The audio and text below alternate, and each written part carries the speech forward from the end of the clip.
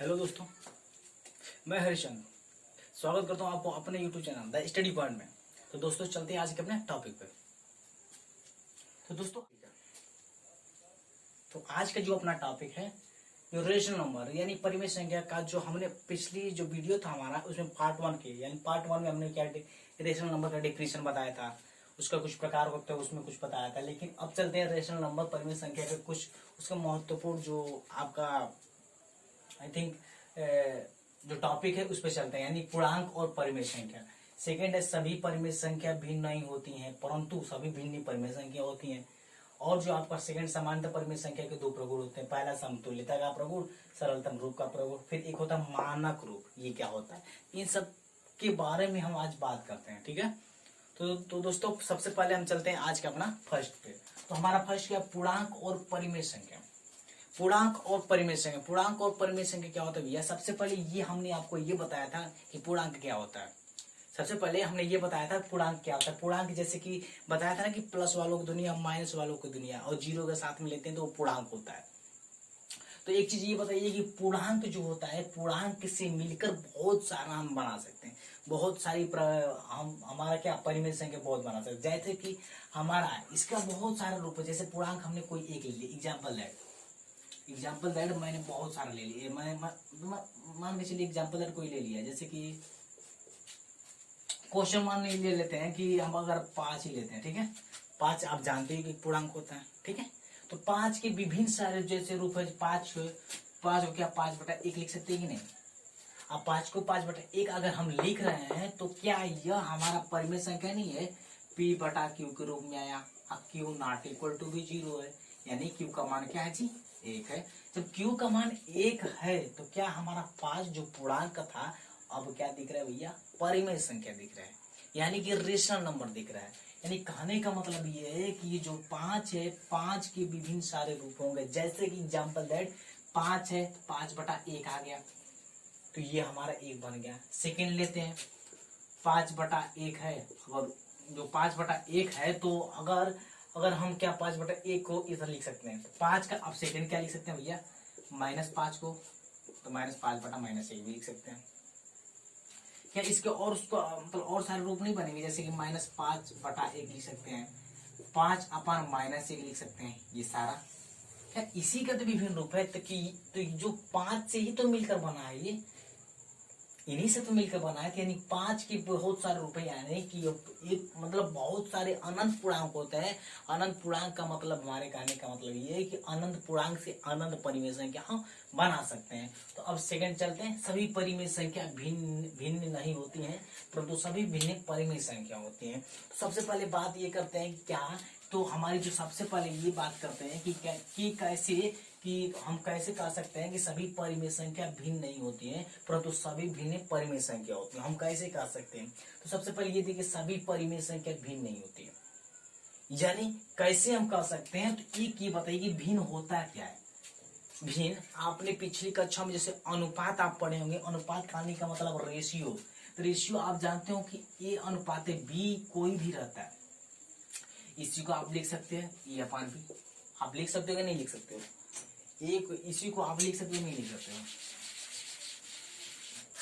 जो हमारा था A/B जो है, क्या इसी को हम लिखते हैं A/B? यानी कभी भी कोई रेशियो रहता है यानी कोई अनुपात रहता है तो उसको एक भिन्न के रूप में हम लिखते हैं। तो हमारा क्या होता है जी, A/B है तो इसको A/B के लिखते हैं। क्या अगर ये हमारा है तो क्या ये -E/-B रहेगा? तो क्या इसको -A/-B लिख सकते हैं? क्या अगर -A/-B है तो क्या -A/-B लिख सकते? कभी नहीं लिख सकते हैं। और ये कभी नहीं लिख सकते, कभी इस फार्म में कभी दिखे हो आप लोग, देखे हो? कभी नहीं देखोगे आप। जैसे कहने का मतलब ये है कि हमारे यहाँ पे एक दिख रहा है कि सभी परिमेय संख्या भिन्न नहीं होते, यानी कि अगर ये तो हमारा ठीक है, हमारे देखो अगर ये हमारे हमने देख लिया कि -5/-6 आ गया, क्या ये भिन्न नहीं हो? भिन्न तो कभी नहीं होगा।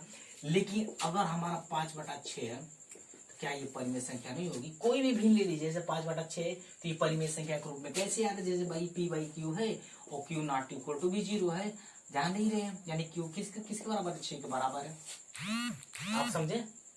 यानी कहने का मतलब -5/6 5/6 हमारा क्यू ये, ठीक है ना।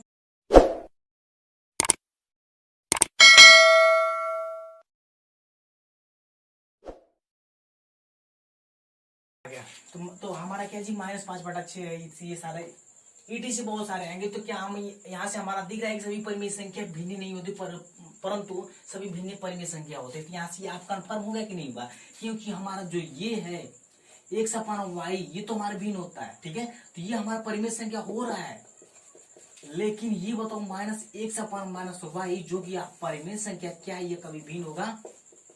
कभी नहीं भिन्न होगा भैया, ये कभी भिन्न के बराबर नहीं लिख सकते हैं। यानी कहने का मतलब यहाँ से ये तो हमारा प्रूव होगा कि सभी परिमेय संख्या भिन्न नहीं होती, परंतु सभी भिन्न परिमेय संख्या होती है। ये कंफर्म हुआ कि नहीं आप लोगों को? ठीक है, यानी कि आप एग्जाम्पल बहुत सारे देख सकते हो, ठीक ना।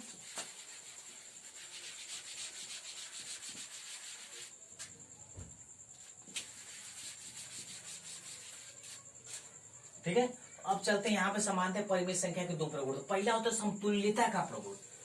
आप इसको आप ध्यान से देखिए, समतुल्यता का प्रगुण। समतुल्य का क्या है, यहाँ से एक दिख रहा है कि सम और तुल्यता यानी समान, यानी क्वेश्चन में आपको दिख रहा है समान तुल्यता। यानी कहने का मतलब है आप कभी भी किसी भी परिमेय संख्या में, या परिमेय संख्या आप जानते हो क्या होता है, x अपन y के रूप में आना चाहिए। अगर इसके अंश और हर में किसी भी एक शून्येतर पूर्णांक, अब एक चीज मैंने बोला कि शून्येतर पूर्णांक, अब ये कहोगे कि शून्येतर पूर्णांक क्या होता है भैया? शून्येतर पूर्णांक, शून्येतर पूर्णांक, पूर्णांक आप जानते हो कि प्लस वालों की दुनिया, माइनस वालों की दुनिया सभी होता है, लेकिन इसमें जीरो भी आता है। एक शून्येतर का मतलब क्या है, जिसमें जीरो नहीं आता है शून्येतर होता है, समझ गए।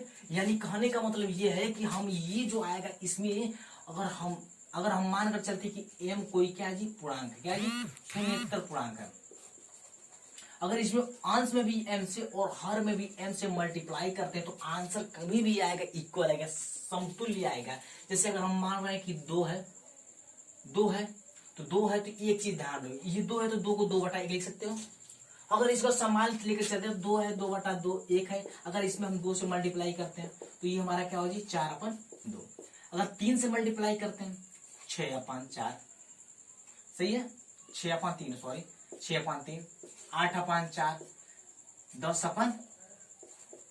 यानी कहने का मतलब जब इसमें 2 से हम मल्टीप्लाई करते हैं तो ये इतना आता है। अगर 3 से मल्टीप्लाई करते हैं तो हमारा 6/3 आता है, 4 से करते हैं तो 8/2 आता है, 4 आता है, और 5 से करते हैं तो 10/5। यानी अगर हम यहाँ से ये कह सकते हैं कि जो 2/1 है, ये 4/2, 6/3, 8/4 और 10/5 के समतुल्य है, यानी कि बराबर है। यानी कहने का मतलब ये है कि जो 2/1 है वो हमारा इन सभी के बराबर है। यानी कहने का मतलब देखिए, इनके विभिन्न सारे रूप हो गए। यानी कि आपको मालूम है कि आप पूर्णांक संख्या अनंत होते हैं तो इनके थ्रू इनको लेकर आप किसी भी, आप कोई भी अगर कोई संख्या यानी कोई पूर्णांक है तो इसके आप बहुत सारे, यानी कोई भी परिमेय संख्या तो इसको बहुत सारे आप अनंत परिमेय संख्या को बना सकते हैं। ये भी आपका कन्फर्म हुआ कि नहीं? यानी कहने का मतलब किसी भी परिमेय संख्या में कोई शून्येतर पूर्णांक से गुणा करने पर अनंत परिमेय संख्या हम बना सकते हैं, समझ गए। यही हमारा ये भी कंफर्म हो गया। चलते हैं सेकंड में, सरलतम रूप का प्रगुण। सरलतम रूप का प्रगुण, तो जो ये है हमारा सरलतम रूप का प्रगुण, ये क्या होता है, ठीक है।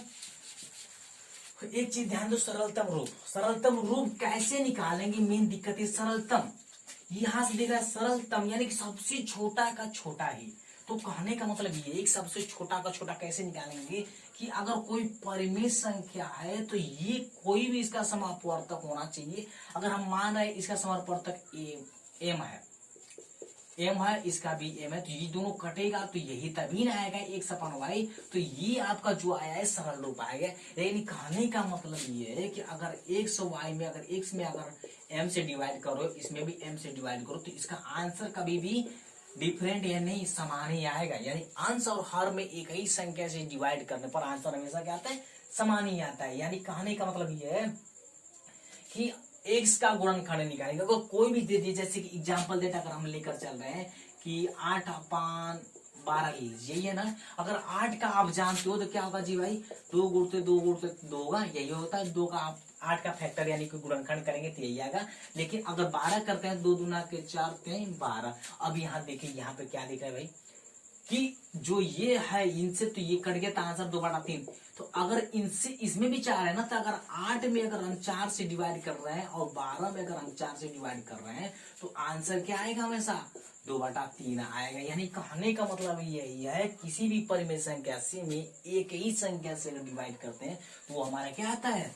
परिमेय संख्या ही आती है। यानी कि आप कह सकते हो। और एक चीज ध्यान दो, अब इसी ये भी हमारा कंफर्म हो गया।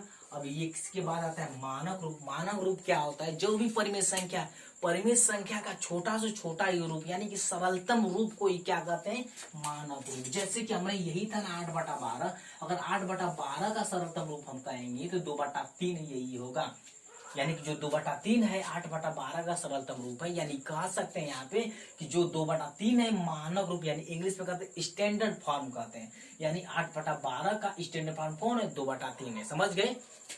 अगर वीडियो अच्छी लगी हो तो लाइक करें, सब्सक्राइब करें और कमेंट जरूर करें। और हमें कमेंट करके ये बताइए कि वीडियो कैसी लगी है, तो इसके थ्रू मैं आगे ही वीडियो कराता रहूंगा। ठीक है, चलिए धन्यवाद।